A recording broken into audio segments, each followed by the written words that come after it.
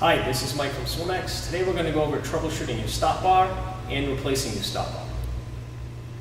So the stop bar at the rear of your SwimEx works in combination with the stop bar at the front of the SwimEx. If you press the stop bar, it'll create a puff of air, and that would get sent to the controls and stop the unit. So typically it's designed such that you press it with 2 thumbs, and that should stop the SwimEx. So what we're going to do first is confirm that if your stop bar is not turning off the current, confirm that it is actually the stop bar gasket. That does get hot over time and could lead to the unit not working. So what you'd first want to do is get the pool operating and then try to stop it manually by sliding off the air tube off the nipple on one side of your stop bar. And then what we're going to do is, while the pool's operating, blow into this air tube to see if the pool stops.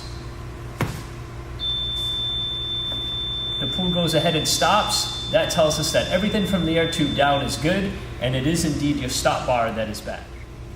One additional check I'd like to do is just make sure that there's no blockage in the stop bar nipple.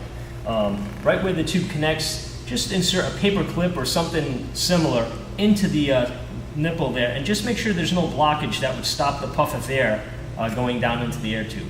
There's no blockage here, so we can confirm that it is indeed the stop bar gasket that's bad, and what we'd want to do is just replace that. Okay, the first step to remove the stop bar is you just want to remove the screws and the washers that hold the stop bar in place. Most stop bars will have 7 screws and washers. Some of our earlier units had 8. So to go ahead and remove, just simply get a Phillips screwdriver and go ahead and lefty-loosey.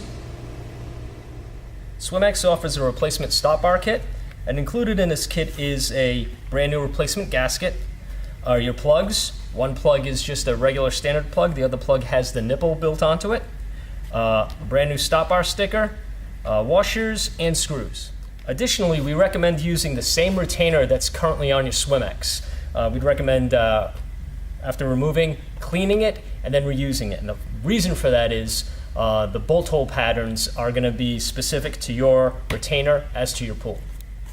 Okay, so the first step we want to do is take our retainer that was on our SwimEx and place it over the gasket, just to make sure that the new gasket is the appropriate length and that it doesn't need to be trimmed. In this case, we're right on the money at 48 inches, and we've got our holes that'll line up, and the screws will go through the retainer and through the gasket. Okay, the next step, we want to take our new gasket and insert the plugs. Now remember, there's a plug with a nipple and there's just a dead end plug. So you need to confirm which end your plug with the nipple needs to go on, such that it'll match what's existing in your pool.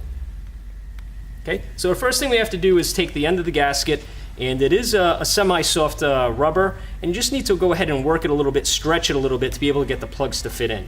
Usually what works really well is a pencil or a pen. Get it in there and just stretch it out a bit just to be able to accept it. And in this particular instance, we're going to go ahead and put in our plug with the nipple into this end of the gasket.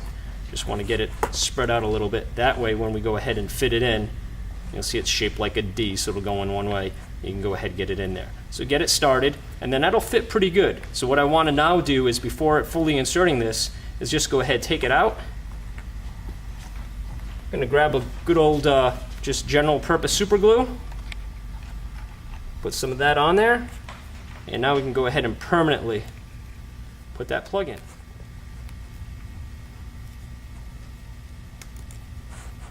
And there you go, that completes that end. Okay, now we'll go ahead and put the dead end plug on the opposite side of the stop bar gasket. Using the same process, we'll go ahead and stretch the gasket out. Go ahead and put some super glue on that plug. And then go ahead and fit that right in. And that completes that step. So next step, we're going to go ahead and take the stop bar retainer and put that in front of the stop bar gasket. And we're going to go ahead and start inserting our screws and washers. So we'll go ahead and take our screw and washer. These are stainless steel. We want to insert it through the hole in your retainer, existing retainer.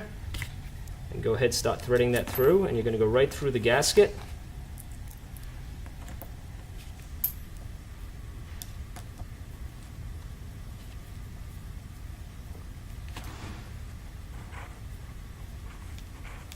And then you want it to pierce right through the back side. And then go ahead and repeat for the other 6 or 7 screws and washers. and put on the last screw. And at the end, your 7 screws should be penetrated right through the new gasket.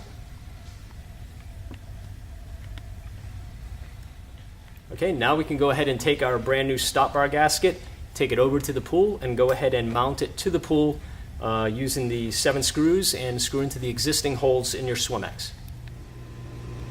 And once you've got all these screws tightened, you've got your stop bar reattached to the pool, you want to go ahead and reconnect your air tube.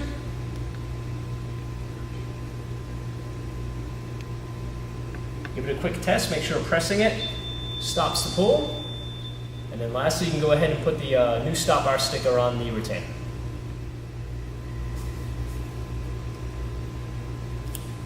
And that completes the process of replacing your stop bar in your SwimEx pool.